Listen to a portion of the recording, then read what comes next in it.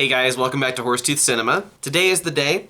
Finally, I'm gonna put out my best of the year list for 2022. I have to say, I think it's been a pretty good year for movies overall, and I'm really excited to talk about the films that have meant the most to me, as well as talk about a lot of honorable mentions, things that maybe didn't quite make the list, but I still want to give a shout out because I very much enjoyed it. First of all, I do want to say that this list might change for a bunch of reasons. One, I could just kind of reorder these in some ways. At some point I might feel differently later. Last year I had The Power of the Dog as my favorite film of the year. I would probably now put movies like Titane and Red Rocket maybe a little bit higher. So things might change a little bit for that reason, and also just because there are some titles that I haven't caught up with yet that very well could make the list. I have a good amount of blind spots this year, but just in terms of films that I'm pretty sure would have had a really good chance of making the list, there's about 5 films I want to mention, and that is Tar, The Eternal Daughter, Babylon, Aftersun, and E.O., the Donkey movie. I think all 4 of those sound great, and I really think they would have had a great shot of making the list. I just haven't had a chance to see them yet. And as I alluded to, I'm going to start this off with a bunch of honorable mentions, and I'm going to start off with stuff that's maybe in the range of like 3-star movies that maybe I thought were a bit underrated, or 3-star movies that maybe didn't quite get the 4, but I felt like I just had to mention them or something. And then we'll get into sort of the solid 4-star movies and then onto the list. So kicking off the honorable mentions, we have Violent Night, Day Shift, Dashcam, a found footage horror movie that got terrible reviews and I actually thought was pretty underrated. I feel like I'm the only person that actually liked it. You're Not My Mother, The Fabelmans, Speak No Evil, Halloween Ends, After Yang. And we got 2 huge blockbuster films that were great spectacle, and I really liked them. I just didn't love them enough to put them on the list, and that is Top Gun Maverick and Avatar 2, The Way of Water. But I did like both of those sequels better than the original film, so that's something. I'm also going to mention Prey, X, Black Phone, Apollo 10.5, Bones and All, and maybe the most underrated, misunderstood film of this year, Blonde, which I think probably will get the 4-star when I finally rewatch it. Moving on to the 4-star movies, which didn't quite make the list, but were really close, and there was a lot of them that I really loved. The Worst Person in the World, an excellent Norwegian drama, sort of coming of age in your 20s, 30s, sort of thing. The Batman, maybe my favorite live action addition to the Batman canon, and certainly my favorite superhero movie in a while. Armageddon Time, a very personal coming of age story by James Gray. Pearl, a follow-up to X, which though it's less of a horror movie, I did find it to be a really, really interesting character study. Park Chan-wook's Decision to Leave, which like all Park Chan-wook films, I think I will need a second viewing to fully appreciate everything, but it's a really amazing, stylish noir thriller. RRR, maybe the most fun blockbuster of the year. Really think I needed to rewatch this for it to make the list, but it is a much better movie than I gave it credit for on my initial Letterboxd review. It's just got so much maximalist expressivism, so if that's what you want out of a blockbuster action movie, just go check it out on Netflix. Barbarian, maybe the most fun I've had in a theater just in terms of the experience, a really, really crazy and unexpected horror movie. And lastly, Athena, or Athena, don't know how exactly it's pronounced in France, but yeah, really interesting sort of war movie kind of thriller that has a lot of really interesting social commentary about the state of France and the state of police brutality today. All right, so those are my honorable mentions, and now we're gonna get into the top 10. Now my number 10 is Everything Everywhere All at Once, and I know this movie has been talked to death, of course, but I think for good reason. This is, of course, the Daniel's bizarre multiverse adventure about generational conflict and finding one's existential purpose. And I know I did 5-star this movie when I first reviewed it, but I did find on rewatch that there are a few flaws that I didn't really account for when I first saw it. I don't think the exposition is handled quite as well as I think they could have handled it, and I think they could have gone a little bit further into those existential ideas. That being said, on rewatch, I was still kind of amazed as to how well it worked, how much I laughed, how cleanly shot the action sequences were, how just what a crazy, unique vision it is. And also just how much I still really cared about these characters. It's some of the most fun I've had at the movies, and it's one of just the most wholly unique visions that I've seen in years. And I'm so happy a little weird independent film like this did as well as it did, because it's really rare for that sort of originality to get recognized at the box office these days. My number 9 is The Northman. This is Robert Eggers going from doing $5 million and $11 million horror movies respectively to making a $90 million Viking epic that's essentially the inspiration story for Hamlet. Apart from the epic scope of this and from how well directed it is, what's really amazing about this film is how little of that creative vision seems to be sacrificed by the director, despite the budget and working with a studio. Despite this being a more historical film that is very psychologically engaged with its characters and is also interested in critiquing sort of the worst aspects of the time period, this is also a testosterone-soaked, psychedelic, bloody revenge tale. It captures all of the thematic resonance of its source material, but just the way it brings it out visually, it's so much more entertaining aesthetically, all without sacrificing any of its vision. I mean, if you tell me you'd rather watch a Hamlet story without any of the farting and screaming and psychedelia and blood and revenge that this has, you're just lying. I don't believe you. Now, my next two films that I'm going to talk about are the only two movies on this list that I have not reviewed yet, and so I might go into them a little bit more just in terms of like what they're about, etc. But my number 8 is a Hong Kong crime film called Limbo. This has not gotten a very wide release in the West so far, so it is very hard to find at the moment, but I think the search for it is really well worth your while. It was a really great experience. It's about a rookie cop who teams up with a veteran detective to hunt down a brutal serial killer in Hong Kong. And these guys eventually enlist the help of an ex-con who actually killed the detective's wife and child years ago. For one, you can't watch this movie and not just admire the technical prowess on display here. The way this movie uses black and white to, one, sort of strengthen the shapes of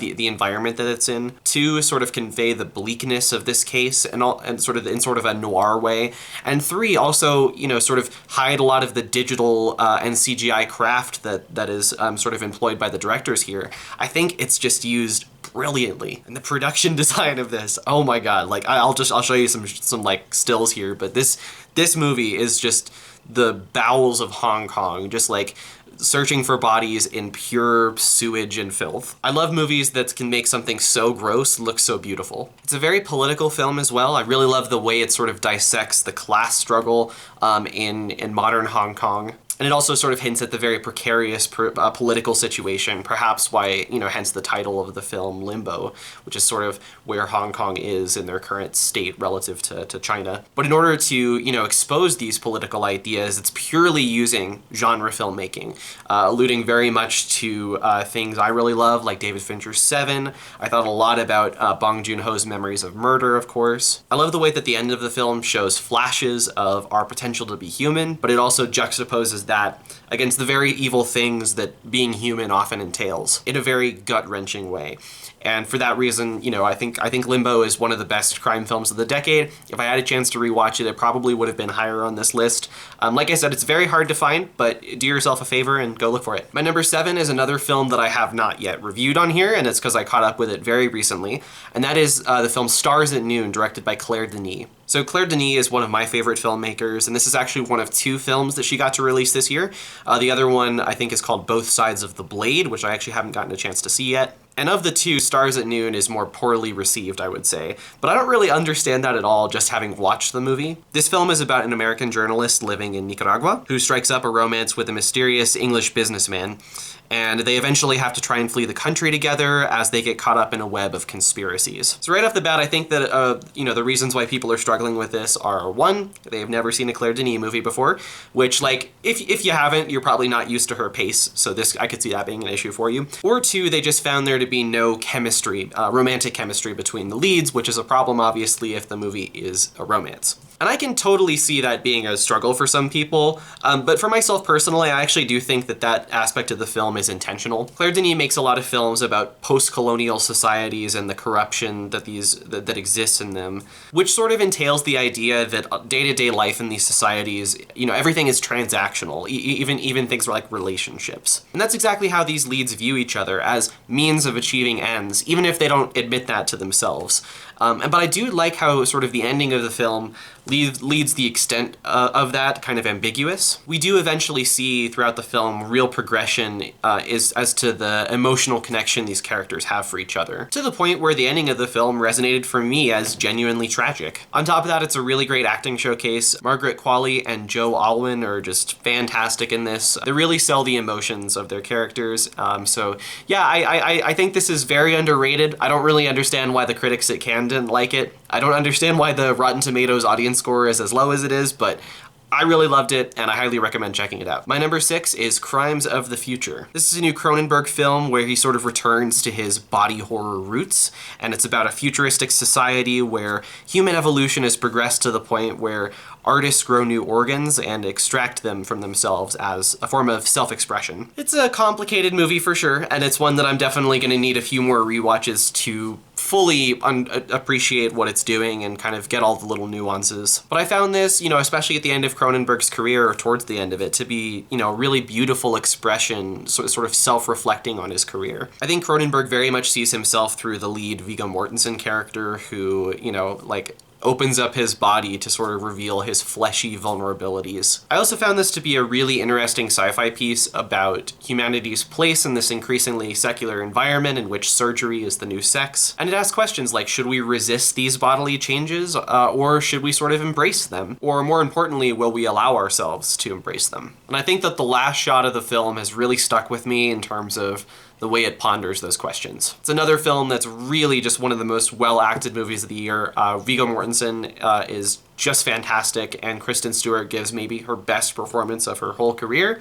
I think both of them should be Oscar nominated, but they won't because it's a horror movie. My number 5 is 3,000 Years of Longing. So this is George Miller taking a break between Mad Max sequels to create this bizarre fantasy epic about a woman and a gene coming to terms with the hopelessness of fantasy narratives. Like I said in my review, I can totally understand people struggling with the expository nature of this film and how it feels like you're just being read to the whole time.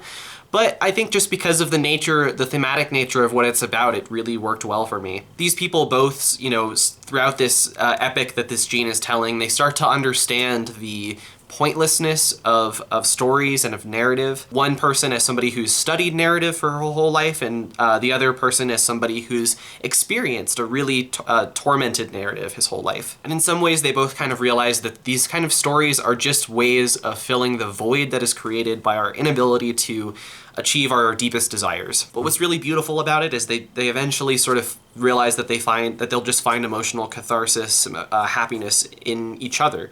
And that's really all we can hope for in life. But despite that this has a bit of a bleak message about the value of stories, it is a visually dazzling spectacle, and it's an emotionally resonant story that's going to stick with me for years to come. My number 4 is Nope. This is sort of Jordan Peele's treatise on spectacle, which combines horror, sci-fi, westerns. It's easily his most ambitious project, 1 as an image maker, and 2 as a genre storyteller. I loved this when I saw it in theaters, and I had issues with it that I got into in my review, mainly when it comes to the writing, but the more I've sat with it, the more I really think I understand what Peele was trying to do here. He's creating his grandest spectacle yet with the gorgeous 65mm night photography with Christopher Nolan's cinematographer, but at the same time, he is deconstructing what it means to create this kind of spectacle. He conjures images that make me think of like real accidents on movies. I'm thinking of stuff like John Landis crashing a helicopter on the set of the Twilight Zone movie and killing people in the process. The image of that chimpanzee holding out his blood-soaked fist to that kid hiding under the table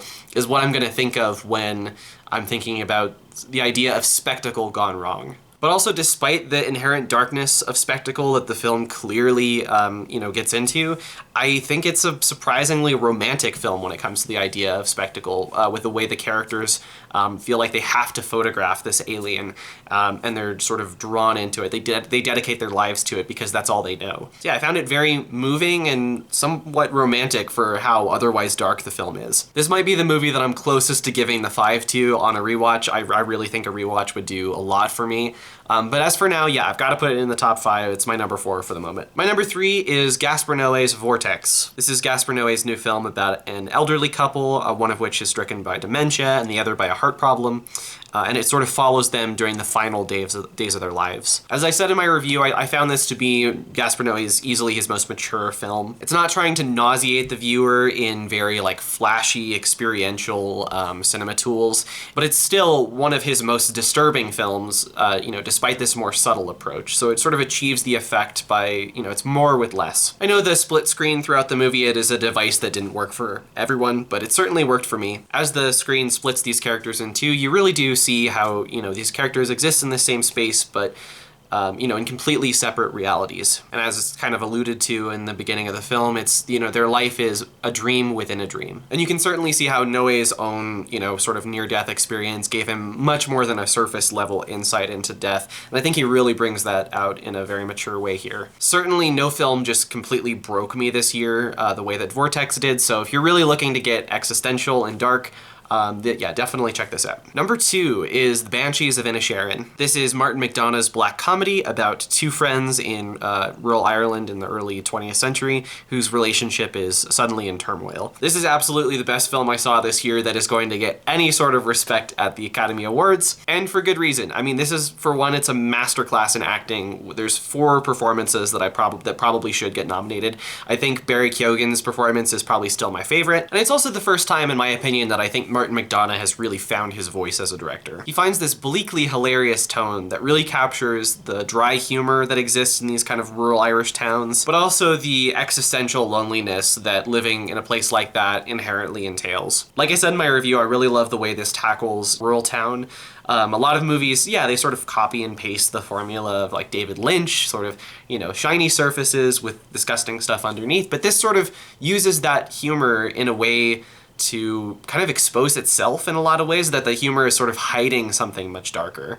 But maybe is it even hiding it, or does that darkness just bring out that humor? And again, that final shot is, as I've thought about my favorite movies this year, has just continued to haunt me. Sort of zooming out on a rural Irish town to convey the idea that these rural societies are pretty much always going to be this way, because this town in the early 20th century still looks pretty much exactly like it does today. So yeah, hilarious movie, really, really sad, highly recommend it. But number 1, the objectively best movie, according to my very subjective criteria, is Mad God, Phil Tippett's Mad God.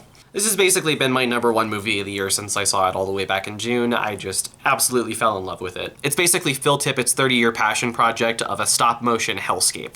It's about a figure called the Assassin and his journey into a world of creatures that are basically a product of the unconscious mind, humanity's cruelty towards one another, and the struggles of an artist. Again, I do have a review on it, so I don't want to repeat myself too much, but this is just, in my opinion, this is the biggest cinematic achievement of the year by far. And upon rewatching it recently, I noticed that it has a quality that a lot of my favorite movies have, and that is that every time I watch it, it seems like a different film. There's just always so much to get out of it that your mind can't help but go in completely different directions every time you watch it. The first time I watched it, I was getting most of the meaning from the surprisingly very coherent story itself. And the second time I watched it, because I knew the story, I just sort of let myself sink into the aesthetic of it and really get immersed in those textures of the animation. And I arguably got even more out of it viewing it that way. Like I said in my review, you can read this in any number of ways. It can be sort of an exploration of the persistence of life despite the destructive nature of the universe, the struggle between the art and the projects that he's creating, the ways in which our society has sort of turned against itself through technology, through religion. There's many different ways to read this, but it doesn't really matter which interpretation you find most appealing, just because it's a movie that respects its audience enough to come up with their own meaning, but also providing them with enough tools to be able to do that. It is fucking perfect. If you haven't seen Mad God yet, please do yourself a favor and go watch it. It's really short, and it is a cinematic spectacle that we may never get anything like it ever again. So yeah, that was my best of the year list. Thank you guys so much for watching, and I want to end this video just by thanking everyone who subscribed to the channel from watching my worst of the video list. I really had a lot of fun making that as well. I hope I get as many new subscribers from talking about movies I liked than I did ones I didn't like, but yeah, anyway, yeah, welcome to the channel. Thank you guys so much. Yeah, if for everybody else, just if you like the video, please like it down below, and subscribe if you want. I've got more videos coming out soon, should be doing some new reviews, so I'll see you guys for the next one. See ya.